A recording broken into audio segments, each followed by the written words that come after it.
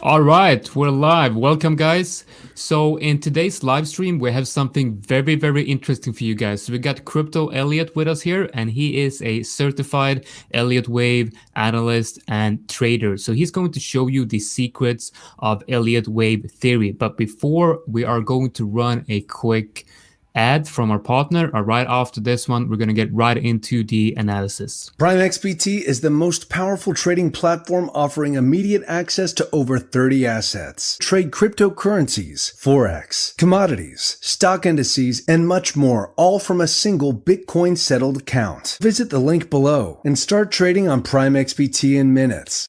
Ferrum Network is an interoperable DeFi ecosystem offering token pre-sales, staking as a service, project incubation, and much more. Visit thebirbnest.com/Ferrum.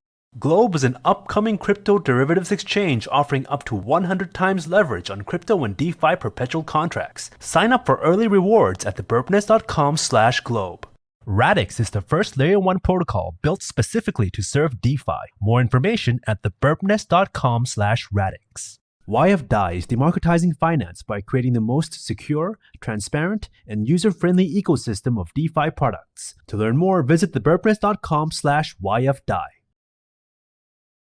All right, there you have it, guys. So I'm thinking before we kind of get into the analysis, maybe you could talk a little bit about why why do you like Elliott Wave theory and what made you interested in it and what kind of, made you choose that type of trading, basically? Yeah, well, I mean, I went into the crypto market in early 2018, so at the beginning of last bear market. And I mean, it's the first thing I got familiarized with, Elliott Wave theory. And since then, I've digged in this method of trading and analysis. And yeah, I mean, it makes sense for me. And it makes sense for me, especially to analyze crypto, because I think the Elliott Wave pattern in crypto are quite nice. Yeah, I like that. I like the fact that you said that it makes sense to you, because honestly, for me, I'm not going to say that Elliott Wave theory doesn't make sense to me, but it doesn't make sense to me in terms of, my trading style. And that's very important that you choose something that actually makes sense. Yeah. Like everybody has a different trading system. So yeah, I don't know. I was thinking I could start with some like general theory very quick and then to try to apply it to some charts.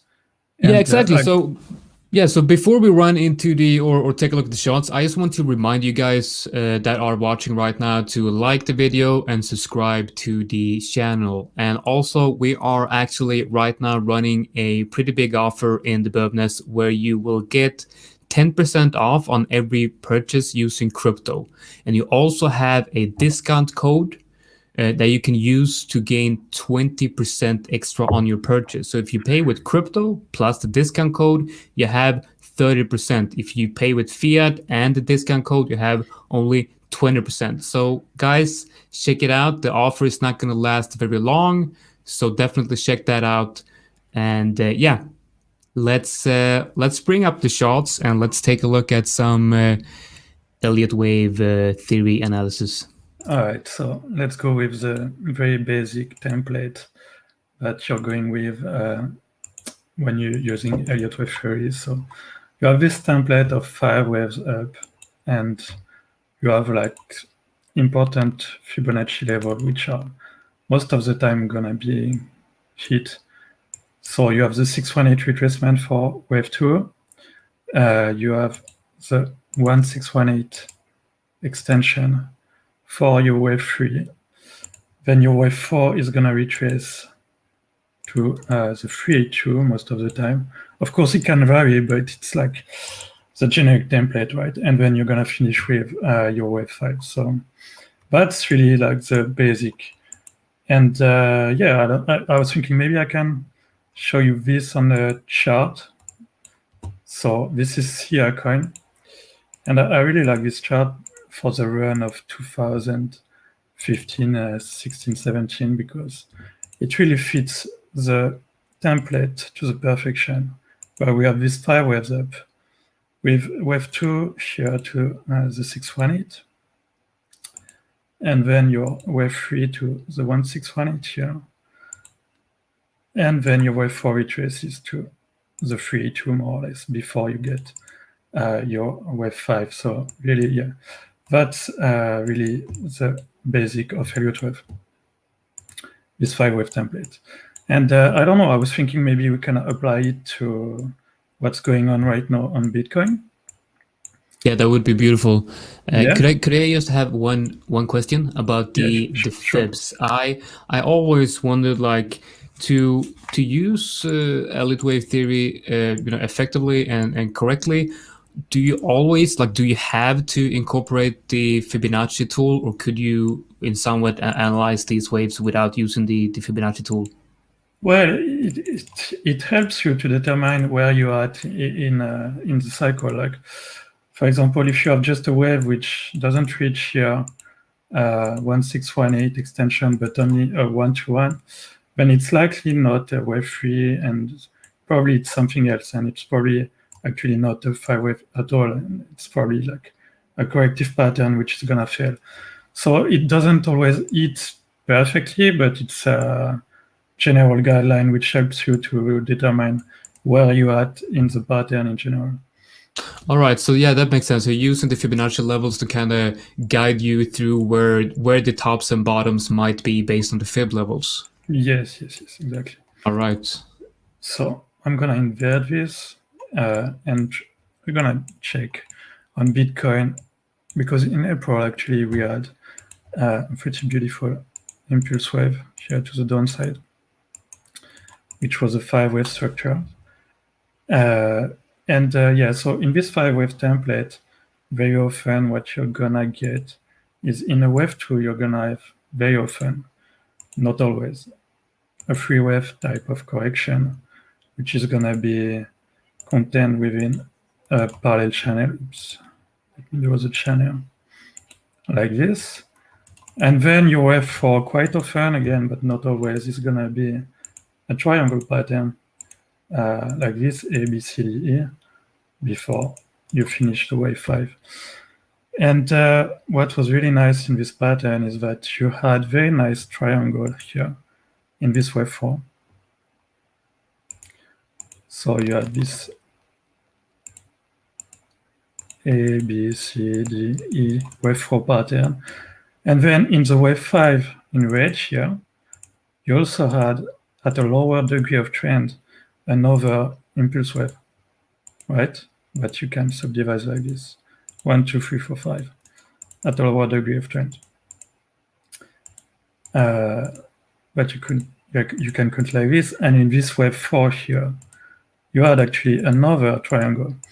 So triangles are quite important in Elliott Wave because they cannot happen in wave 2, which means that when you see a triangle in a chart, it's probably a wave 4, and wave 4 is like the final correction before the final move here. So when you had this triangle, you knew that you only had probably one wave done left.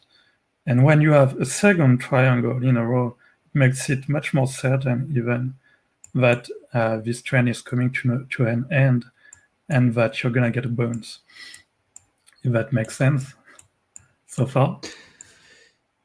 Yeah, it makes sense. I mean, it's for somebody who's not experienced with Elliott Wave theory, it's a bit hard to understand, honestly. But yeah, it makes sense. I like, you said the triangle at the the fourth wave. Yes. So because of the fact that you have a triangle at the fourth wave right there, you anticipate a move downwards, and you think that this cycle is not over yet. You have one push to the downside. Yeah, one push to the downside, which is probably gonna be the last. That's the thing as well. And yeah, especially but it's like, it's obviously it don't have to be that way, right? It could just break out to the upside, and it's gonna invalidate that idea, right? Yeah, of course. Like here, I mean, you can here break to the upside and invalidate the idea. But once you break down here, like the value of this is that once you have these two triangles in a row and you break down, like, you know, with a very high degree of confidence that this is gonna bounce here, right? Because the wave 4 is the last correction before the last move. So that's the value of it. Once the triangle is completed and validated and you have your last move, you can know with a high degree of certainty that you're gonna bounce after that. If that makes sense. Yeah. Do you like when you're looking at? I'm not sure where you're looking at on Bitcoin right now, but is it at current prices, current low? No. It was the dump of April. So All right. if I put it, yes, this wave dump here.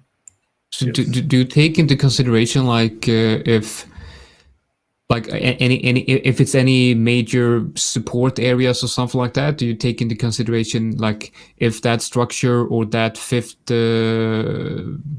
wave is happening? You know. Yeah. I mean, like, for example, I have this moving average on the chart, which maybe we can go on its stamp here. Because this moving average is usually like a really big area of support in bull markets, right? If you look at the preceding, sorry, I have a lot of stuff on the chart. On the preceding bull run, every time we trended back down to this green one, it was a major area of support. And even before that, to the bull market before, it was also the case. So when we were very close to this moving average, after putting these two triangles in short time frame, it even adds even more to the probability of the fact that you're gonna bounce at this level. Also, I mean, you can look at the RSI on the 3-day chart, which every time you come back to this green moving average, you're about at the midline of the RSI. And in a bull market, very often when you retrace to the midline of the RSI in the 3-day chart, it's very often an area where you're gonna bounce. And this is where we are right now as well. So does that answer your question? Yeah, absolutely. And what EMA is that? The green one? Okay, so the pink one is 200 EMA 4 hours, and the green one is something very similar to the 21 EMA weekly. All right. Yeah. And so the point, I have a question. Like, using moving averages comes from the principle that price often regresses to the mean, and we can use an average for that. But what principles is Elliott Wave based on? Well, that's a tough one. I'm not sure I understand the question. But Elliott Wave is like, if I had to define it, it's a system of recognition and classification of patterns, which helps you to define at which point of a trend or which point of a cycle you're at. Right? Yeah. If this makes sense. And do these cycles always have the same structure? Because that might be the principle I'm looking for here, that, you know, all corrections, all markets move in waves, and the Elliott Waves theory tries to identify how these waves look and how they might act. Is that correct? So yes, for a trending market, you're gonna have pretty much always the same structure of 5 waves, right? So you had this for here in the preceding bull run. For this bull run, which is currently going on, you have the same pattern where we are currently in wave 3, and you're gonna have a wave 4 and a wave 5, right? So for a trending market, yes, you're almost always gonna have like this 5-wave pattern to the upside. For a correcting market, it's more difficult, more complicated, because you can have variations in the type of pattern you're gonna get. That's a question.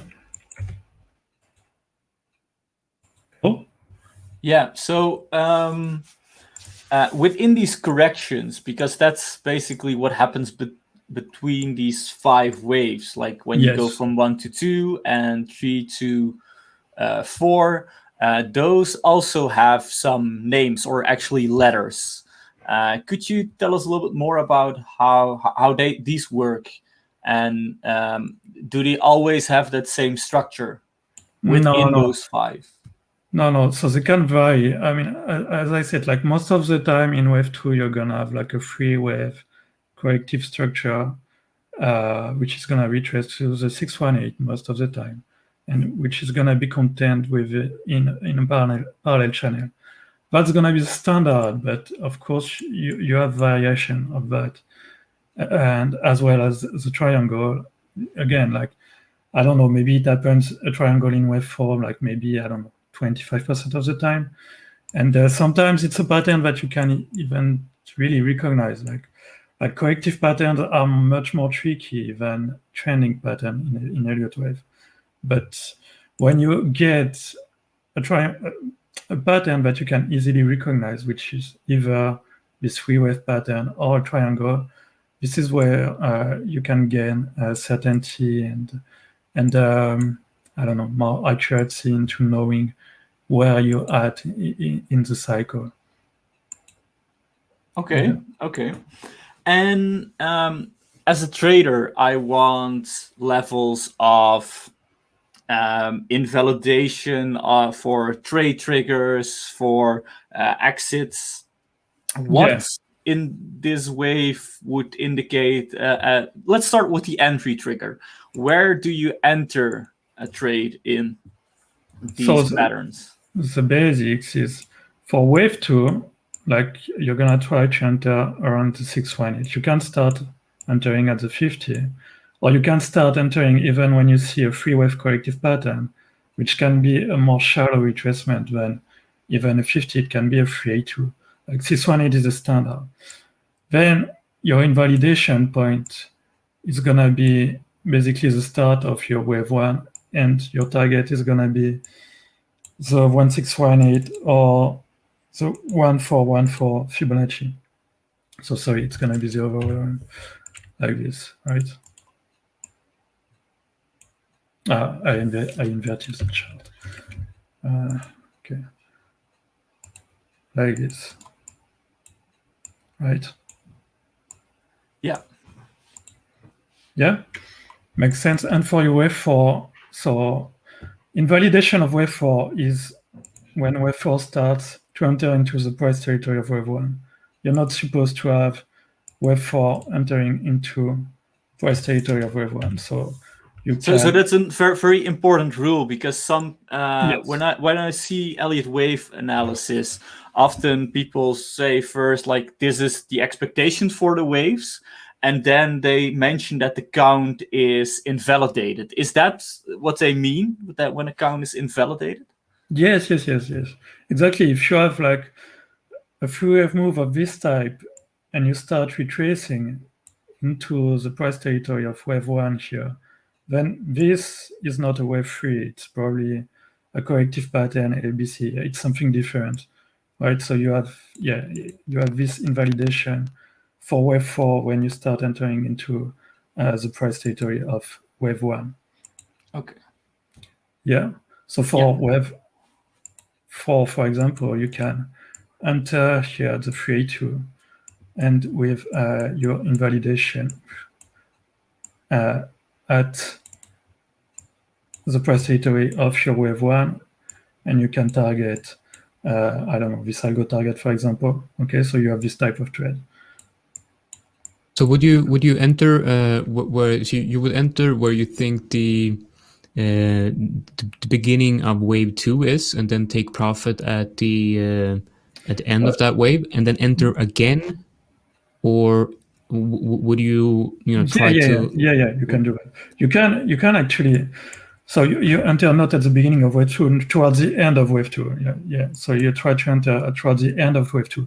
Then, because you never know if it's gonna be a Wave 3 here or a Wave C, so you can like really have a failure of your Wave 3, meaning you can have something like which only reaches the 1-to-1 and then fails and goes back down. So you can set a first profit target here at the 1-to-1, and then the Wave 3 doesn't always reach the 1618 as well. So you can have a profit target at the 1414 and a last profit target at the 1618. Right? Does that make sense? Yeah, it does. So you're looking at you're also using the Fibonacci extensions there to or I guess it's the 1.618. You're using that as your some type of profit taking area because you think that that's where the top of the wave is going to be, basically. Yes. I mean, one good example of that would be, for example, Solana, for example. I don't know, Solana. So I had this chart like that I posted beginning of the year. And I was thinking, okay, we're going to have probably, let's say it's going to be a wave 3. So these two levels here, it's the 1414 Fibonacci, and this one is the 1618. So when, you have your retracement here for your wave 2 at the 618, you start to think when you react here, it looks like a wave 2. And then, you turn a lot of level of resistance into support. For example, you have this one, which was support, resistance, and you turn it back here into support. Then you break this level again, and then you break this diagonal. You have like a lot of confidence at this point that either it's going to be a wave C, which is going to reach a 1-to-1 Fibonacci, as I just said, for a corrective move, or a wave 3, which is going to reach the 1618. So for Solana, here you go, like your 1618, we just reached it.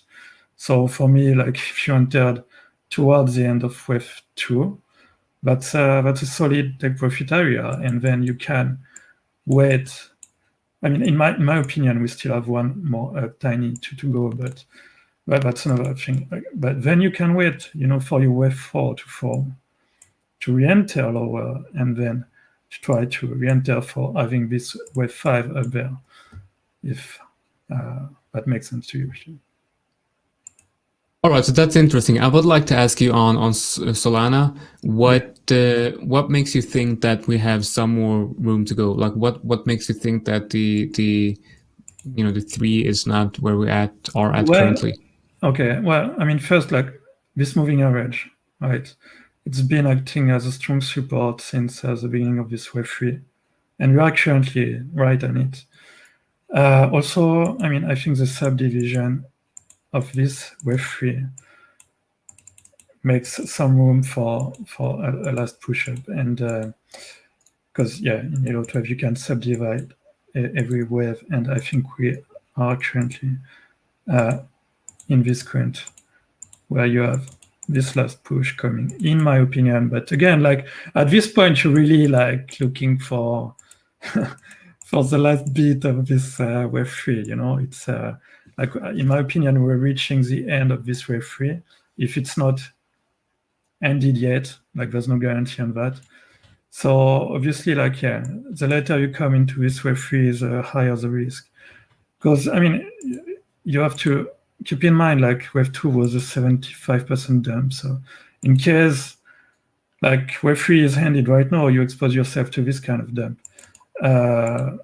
And so, you have to be careful. I mean, it's cool because here you have, I would say, quite a clear invalidation below this moving average. If we start breaking below it, I think that would be a quite clear sign that the trend is, there's something wrong with this trend and that it's coming to an end.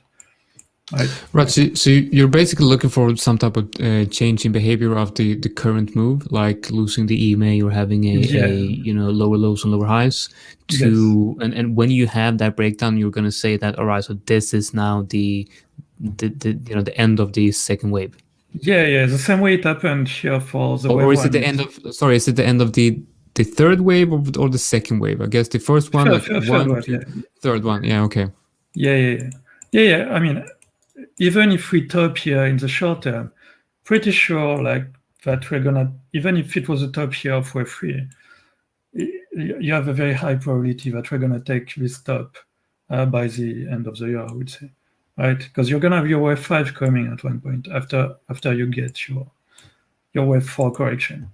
And yes, for the moving average, I mean, you can look, you had the same thing for the wave 1, right? It was acting as support all the way, and when you started breaking below it, it was the start of this wave 2, right? Yeah? Yeah, perfect. All right. So I don't know, should I go back to Bitcoin?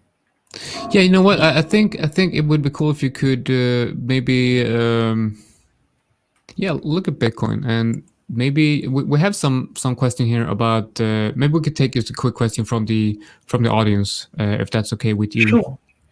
We have one question here. He's asking, for crypto, do you use log scale or linear scale? Always log scale. Always. And what's the reason for that? And maybe it would be pretty interesting if you could talk about the, what we, for the guys watching here, Crypto Elliot, I actually interviewed him for a spot in the, as a contributor to the Nest Club. And in that interview, he told me something very interesting about something that Tradingview added. Maybe you can talk about that. Yeah. So I told you about the high probability level for Fibonacci for Elliott Wave, right?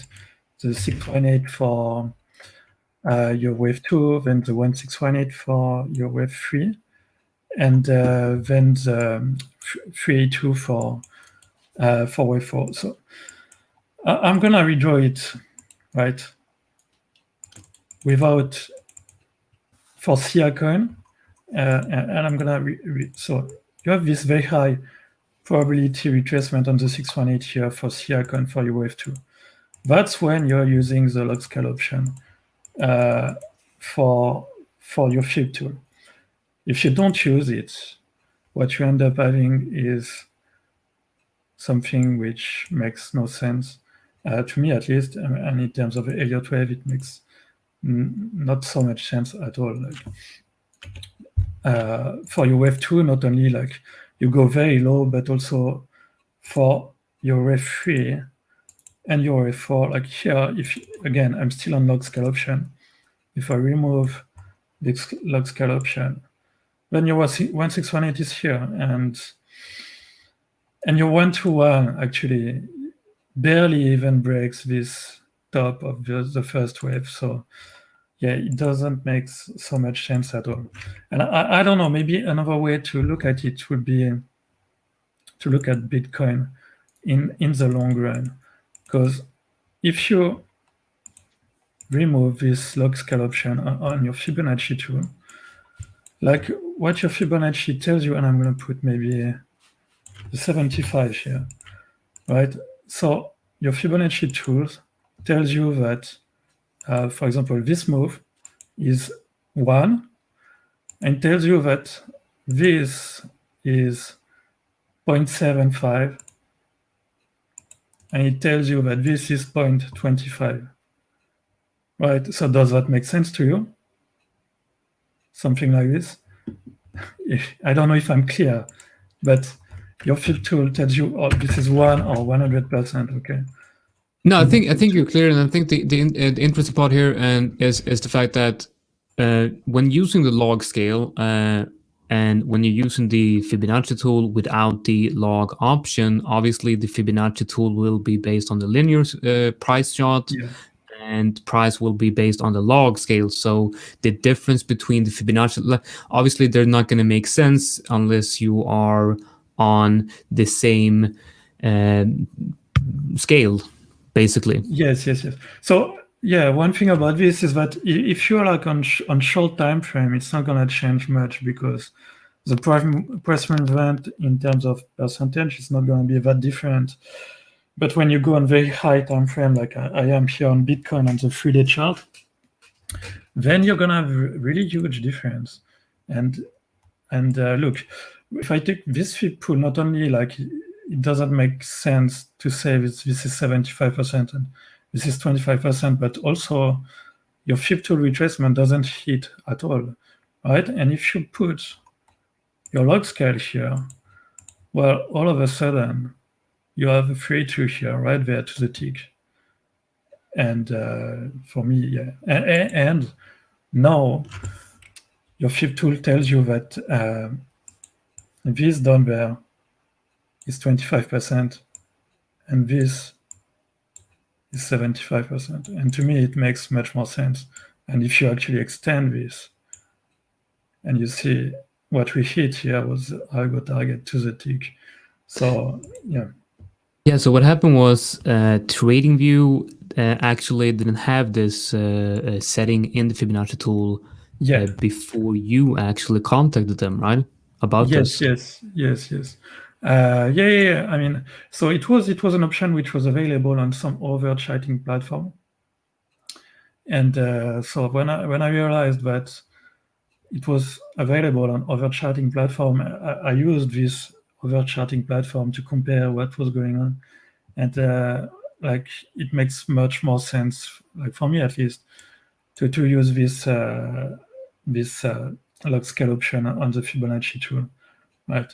Like the hit rate in comparison to what is the standard of your Elliott Wave, of your Fibonacci retracement and extension, the hit rate is much stronger with this log scale option. All right, so I have a question here. I have a question from Carol, who's asking how to correctly recognize in which wave we are currently. And I'm thinking that the question is about Bitcoin.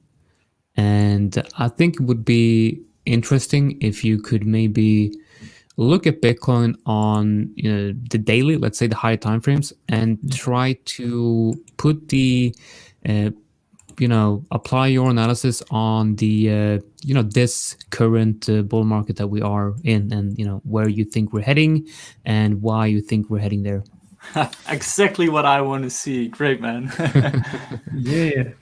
So I mean, you it's not like you don't have like 100% guarantee, but what I have is this was the first wave of the cycle. We are currently in the 3, and I don't think it's finished yet, but again, you don't have a guarantee on that. And so I think we have one last push left, probably. In this wave 3, then we're going to have the wave 4 and the wave 5. And one of the reasons is because like currently we are on a big support on Bitcoin, and this moving average, as I said. On the RSI as well, we are on big support, and this current structure we are in, for me, it looks more like corrective, right? Which means, in my opinion, like on Bitcoin right now, we have one last push down, tiny bit, and after we're gonna have a bounce more likely. But yeah, it makes sense to me that this current pattern we are in is relatable to this one, especially due to the fact that this is the first time we break below this pink EMA since last summer here. So it makes sense that we are in a correction of the same degree of trend, which would make this the wave 4 of this wave 3 here, right? And if I go, I mean, after on smaller time frame, what I'm looking at is that we had a 5 wave down here, and we have probably another 5 wave down here, with one last low, I think, right? And this is a corrective pattern in Elliott Wave, like a 535. So that's what I'm looking at right now. And yeah, after this, probably a bounce. So that's my current take on the market. And if I have to look outside of Bitcoin, we can look at this. All right, this is an index of altcoins.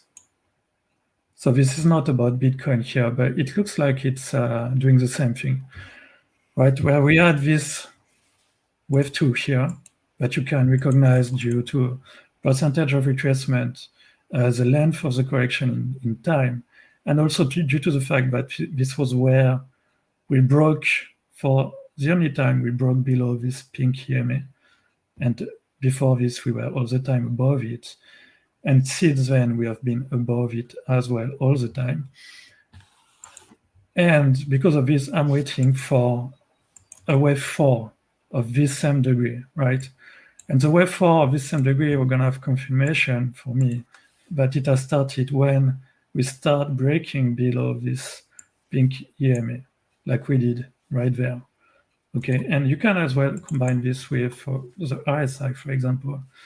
On the daily chart this time, where we were trending all the time above the midline of the RSI during the uptrend of this first wave. Then during the wave 2, we broke below the midline at the same time that we broke below this EMA. Then, since then, we've been trending above this midline, and this midline, as well as this moving average, has been acting as support ever since, right?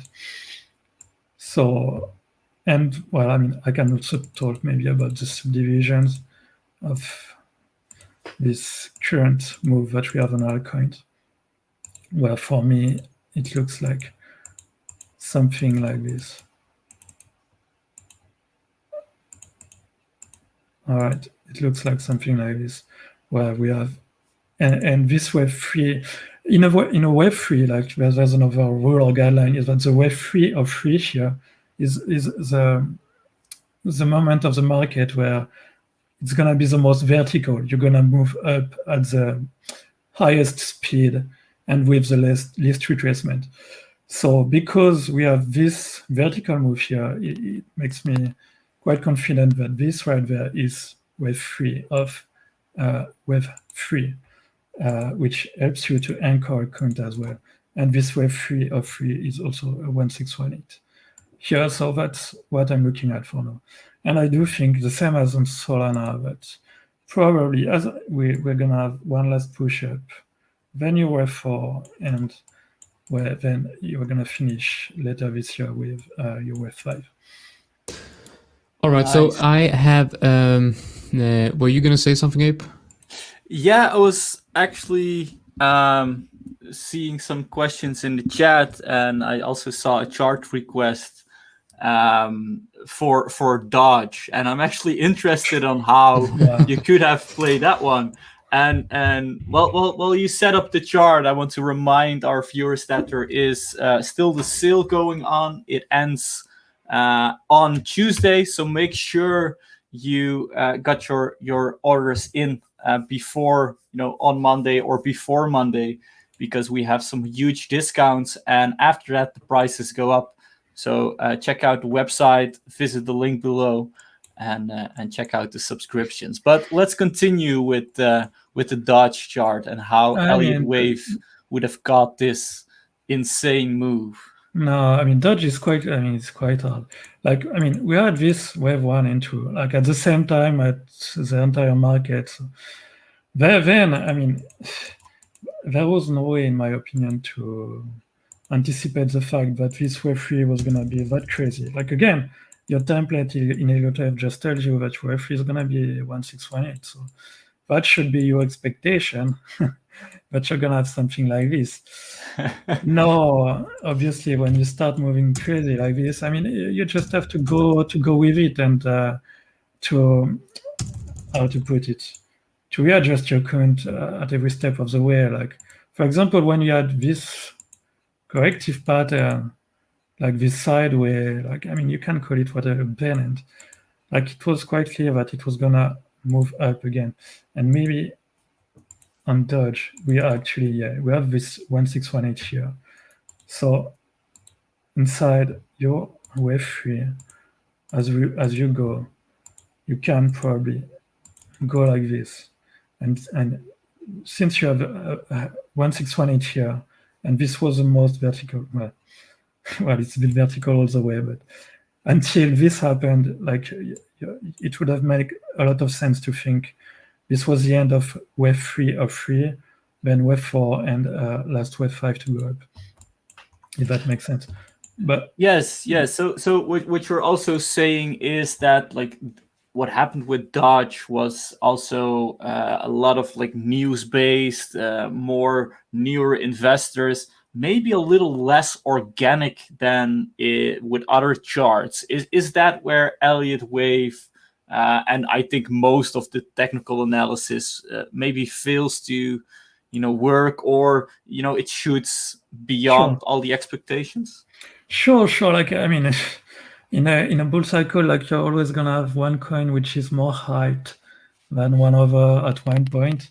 So that's also another reason why I like to use this altcoin index. It's because this is not gonna be moved because of hype or because of, I don't know, someone tweets about this.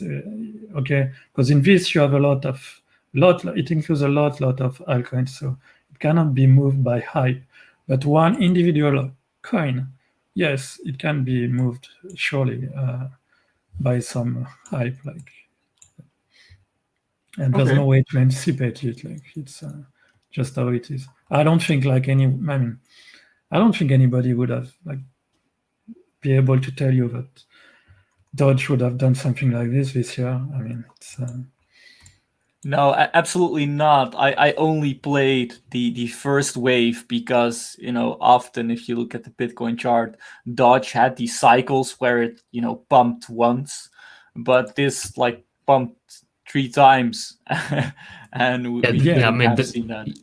Yeah, this was just insane. I mean, I didn't even trade Doge because I didn't really think that no way did I expect something like this to happen. So I told myself that just, no way I'm going in on this. So yeah, but I seen, Apesha, you did some wonderful trades on this one, but I just left it for you to trade. But it's interesting that you could actually apply Elliott Wave theory to an insane chart like this one. I mean, you're gonna have for sure, you're gonna have your wave 4 at one point. Like, you're gonna have your wave 4 and your wave 5 as well. I mean, unless I don't know, because this coin is usually dependent on Elon Musk, I think. So who knows what he's gonna tweet or do? It's but yeah. In theory, you should expect wave 3 to end at one point, and then you're gonna have your wave 4 and your wave 5. And maybe if Elon Musk gets totally disinterested with the coin, maybe the wave 5 is gonna be very weak. There's no way to tell. I think it's it's like the one coin which is the most dependent on hype. Especially you have this billionaire with 45 million followers, which tweets about this all the time. So yeah, it's a pretty insane situation we are in right now with the Dogecoin and Tesla and everything. I have something interesting. Unless Abicha want to talk about something specific, I saw that on the chart of Bitcoin you looked at exactly the red fifth wave, or the fourth wave. Yeah, the fifth wave, I guess it is, the local price action. I think it would be a pretty interesting experiment if you could go into the 1 hour or the 50-minute on the most recent structures. If you zoom in and only view what could be around the bottom, right? And if you could maybe where would you think that, let's say we're going to bounce right now, because we are right on the weekly 20 EMA, which historically is a very strong level, and I'm actually looking for a scalp long here to kind of get in on a potential relief bounce here, whatever. So if you would enter Bitcoin in a long right now, if it's even possible according to your system, or if you think that we are actually reaching the top of the current move, or if you think there's a couple of percentage upside here. Right now, you mean in the very, very short term? Right now? Yeah. No, I will not go long. Maybe it was 3, 4, and 5, and it's done. I don't know. At this point, what I'm looking for, me personally, is to have a wave 4 which is gonna extend in time, and a wave 5 behind it. And if we get that, then you're gonna have a high probability long on your wave 5, right there. Especially if we get another triangle here, in this wave 4 like we did here or here, because remember, triangle is often like the last pattern of the move. So if we get a triangle here, you're going to be pretty confident that this is the last correction before the last dump, and then you're gonna have you're gonna have a bounce, right? But I'm not sure if I would long this right now. Like, I don't think I would, to be honest. So what would make you want to long the current low time frame market structure? If like, what would invalidate your down move? If you want like a high probability long, because a triangle is often like a subdivision of 3 waves, right? So if you get the assumption that we are indeed in a triangle, which again, it's not for sure, then you're gonna have a 3 waves down here in D, and then a 3 wave up, sorry, in E, and then a move down. So high probability entry for a scalp long would be to check if we get this 3 wave move down into a 50 or into a 618, and that would be a play, like just to play these bounce here before the last dump, right? But right now, I don't think I would enter long. I mean, I don't think I would. All right, that's very interesting. Yeah. Let's go through. We have some question about the log scale. Are you always using the log scale, or are you switching between them on lower and higher timeframes? No, I'm always using log scale. I mean, on no time frame, it really doesn't make that much difference. Like, I don't know, this fib pool on no time frame, I'm on log scale. If I remove the log or put it back, like the difference is minimalist. It's very small, so it doesn't really matter, like on small time frame, if you are in log scale or not. So by default, because on high time frame, it's better for me to have the log scale. I'm gonna use it by default, right? Because there's no difference. Yeah. All right, guys. If you have any questions, regarding Elliott Wave theory, please, write them in the chats, and of course, remember to like the video and subscribe to the channel, and don't forget about the discounts that we got going on. I got the text rolling in the bottom here, so you can check it out. All right. So, Abishur, do you have anything interesting to say here about Elliott Wave theory? Any questions we have in the chat, maybe? I think I saw somebody in the chat asking for the really long-term target for Bitcoin. You showed on that 3-day charts, where you expect another wave would be, and we can see that Fibonacci level, or actually the extension, is now at the last all-time high. How would you see this maybe correct, or how do you see this pushing through, and what is the next big target in your opinion? Okay, well, so on the very high time frame, man, it's very hard to say, but on the small time frame, I'm looking at this, right, where if we can get, like, I'm taking this pool, right, if we can get this last dump here onto the channel into the 50, then you have a target here. If we get this last wave up, right, you have your target here for the last wave. If we get this, and on this level, on the 50, you actually do have quite a lot of confluence, where you have 1-to-1 here, so meaning you're gonna have this wave of the same length as this one. If you want to take your fib pool and put it without the log scale option here, this level is actually very close as well to the 618, right?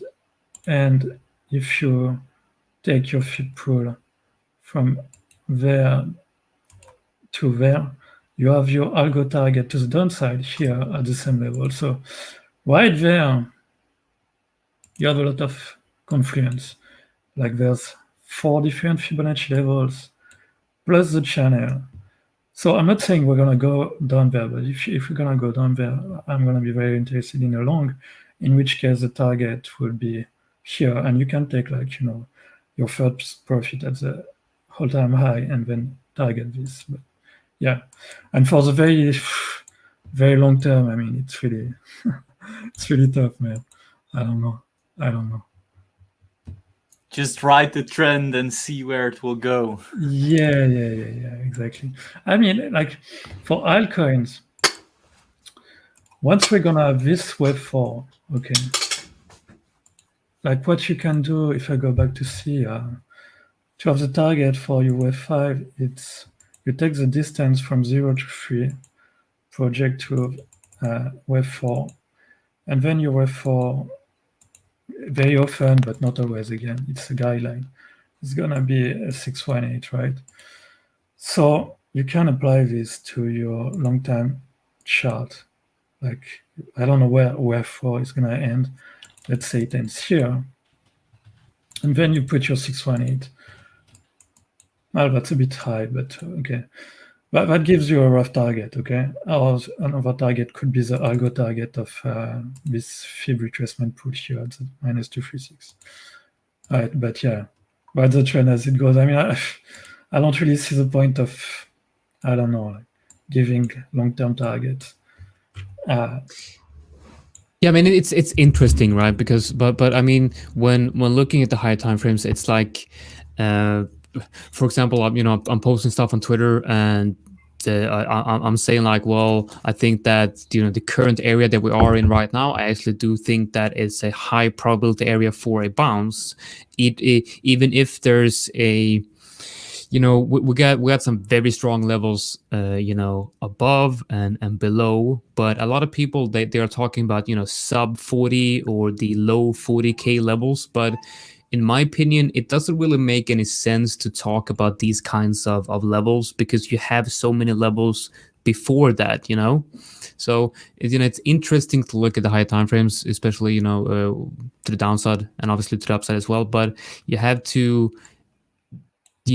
look at what resistance areas and what support areas do you have closest to price, because you obviously have to clear those first before you can move higher or lower. Yeah. Well, and obviously, like, this is a current take for the wave 4, but if you start like moving, I mean, again, your invalidation is the price territory of wave 1. If you start moving like above the 50, then it becomes more unlikely that this is a wave 4 and that this move is probably ended. And another thing is that, like, for this move we had done there on Bitcoin, so Bitcoin bottomed here, but alts, or most alts actually did bottom there, so it's possible like that, alts already have bottomed. It's possible that we are in a situation where alts have already bottomed and Bitcoin may have one lower low to get. But I understand your point that we are on a high time frame support with this EMA. I mean, I just want to show you what I'm looking at in terms of a scalp, if that's okay, and that's why I kind of wanted you to look at the current price of Bitcoin, because this for me is just a low time frame trade where I'm risking a small amount for a potential move to the upside, and that kind of I really. That's why I kind of wanted you to look at the low time frames for Bitcoin, because this is what I'm watching, right? So we have the and I'd like to hear if there's any agreement here in my analysis and your analysis. So we have the the high time frame 50% fib right here, confluent with the 20 EMA on the weekly. And it's also, obviously, I don't have to draw any levels here. It's obviously a strong support area, right? Yeah. And on the daily, we have a downtrend right here. Lower lows and lower highs. We're starting to form a uptrend right here. Yes. That break-in retest right there is a confirmation of a bullish break in market structure by also reclaiming the the 20 EMA on the 1 hour, and we're also coming up and testing the 382 fib, the high time frame fib. If you can show that one right there, 382. So what I'm thinking is we're gonna get a push up here. That's what I'm thinking, and like we have certain areas of interest. The first area is probably obviously going to be 53K, and then above we're going to have the area between 54 and 55. That's what I'm watching. Now, of course, this is very risky, because if you look at the daily, it's lower lows and lower highs on the daily. It's not looking that beautiful, and we're basically going long right into a potential resistance area. But if you can secure this position, secure a position like this early, if this 1 hour candle closes above that fib, and you can secure the position by moving stops to entry, at this area, I'd say it's a decent scalping opportunity. But is there anything in your analysis that would kind of agree with this in some way? Yeah, I mean, again, at this stage, for me, we are either done or we are in a wave 4, and it's very hard to decide which one it's gonna be. And to gain clarity with the Elliott Wave system at this stage, you have to wait for the pattern to form more clearly. So if we start to break above this level, then yeah, I would say you're probably right, and probably. All right, so we're getting some issue with the connection. I'm not sure if it's only me, but it's your sound is a bit off. I think the connection is. Oops. Can you hear me at least? No. Yeah, let's give it a quick second here.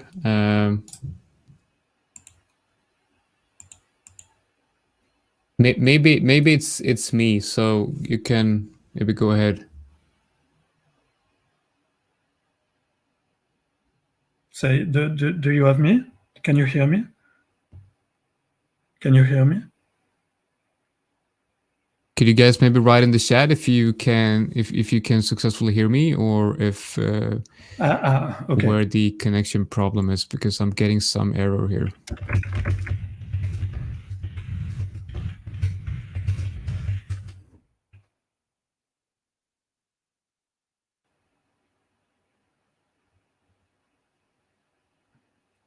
All right, guys, can you guys hear me? I can hear you. I can hear you. So please write in the chat if you can actually hear me.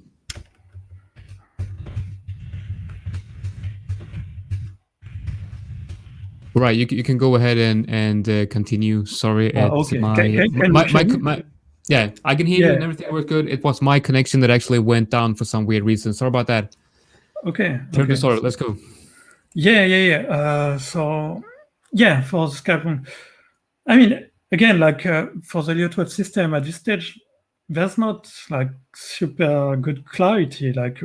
For Elliott Wave system, you have to wait to get more clarity on the pattern, which is gonna unfold to have a high probability to trade at this stage. But yeah, if we start, for example, breaking above this level, then I will agree with you that probably this move down is finished, and that we're gonna start moving up, right? Yeah, I think that absolutely makes sense. And we actually only have a couple of minutes left, and we have another webinar starting right away, and that's why Aperture is no longer with us. That sounded weird. He's no longer in the webinar. Okay. So yeah, I want to see if I can remove that one. Right. So if anyone's watching here, I'm pretty sure a lot of people here are very interested in knowing more about Elliott Wave theory. Where would you recommend people go to learn more? And obviously, if they want to learn more, they should follow you on Twitter. And your Twitter handle is, what is your Twitter handle? Crypto618. All right, so it's at crypto618. go give him a follow, and you will most likely see him as a test contributor in the Birb Nest as well. So if they want to really learn more about Elliott Wave theory, is there anything you recommend? Any sources of knowledge?